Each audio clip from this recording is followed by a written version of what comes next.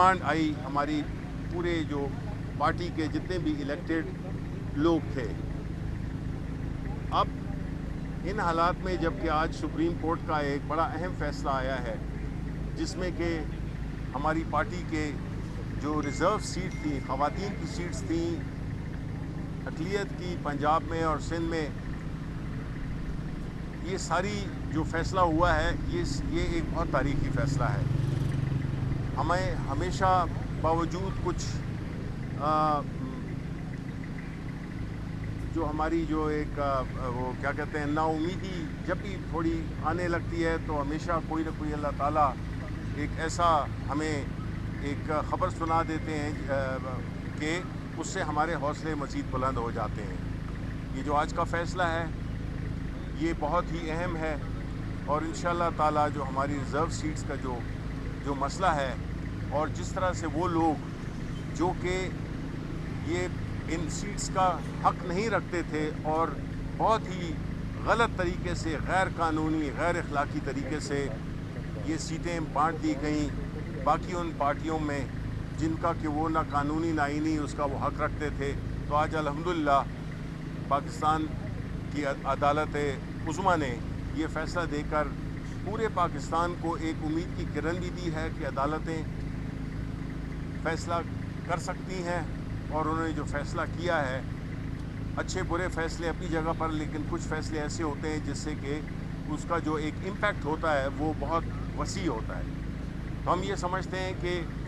जिस तरह के हालात इस वक्त मुल्क के हैं, जिस तरह के एक गैर नुमाइंदा हुकूमत मैं कहूँगा कि इस वक्त जो कि हुकूमत में है और ख़ास तौर पर इस फ़ैसले के बाद कई इलेक्शंस जो हो चुके हैं, चाहे वो प्राइम मिनिस्टर का हो, चाहे वो प्रेसिडेंट का हो, चाहे चीफ मिनिस्टर्स का हो, वो सारे जो इलेक्शंस थे वो उनमें अब वो जो थोड़ी बहुत एक इखलाकी जवाज़ था वो भी ख़त्म हो गया है। अब जो आगे जो सफ़र आ रहा है वो जंग जो है ये सियासी भी है और कानूनी भी है। हम यही उम्मीद करते हैं कि देखें जिस मुल्क में अदलिया वो खड़ी हो जाए तो उस मुल्क को कोई भी शिकस्त नहीं दे सकता, उस मुल्क को तरक्की से कोई नहीं रोक सकता। जो खान साहब कहते हैं रूल ऑफ लॉ जो कि उनकी जंग है, देखिए खान साहब आज अगर जेल में है तो हमारी वजह से हैं, पाकिस्तान के अवाम के लिए हैं। इसलिए कि अगर वो चाहते जिस तरह के नवाज शरीफ, जिस तरह के आसिफ अली जरदारी, ये सारे NRO करके निकल जाते थे, कोई सऊदी अरब चला जाता था, कोई लंदन चला जाता था। ये शख्स जिसका नाम इमरान खान है वो बिल्कुल अपने उसके साथ एक अज़्म के साथ खड़ा हुआ है, बिकॉज़ वो ये समझता है कि ये मेरे कौम की जंग है, ये मेरे कौम का एक मुस्तकबिल का सवाल है जिसमें कि कानून की हुक्मरानी, आइन की हुक्मरानी, इसी से ही हम आगे बढ़ सकते हैं। इसके अलावा हमारे पास कोई दूसरा रास्ता नहीं है। न यहाँ पे फ़ॉरेन इन्वेस्टमेंट होगी, बावजूद इसके कि आज हमारे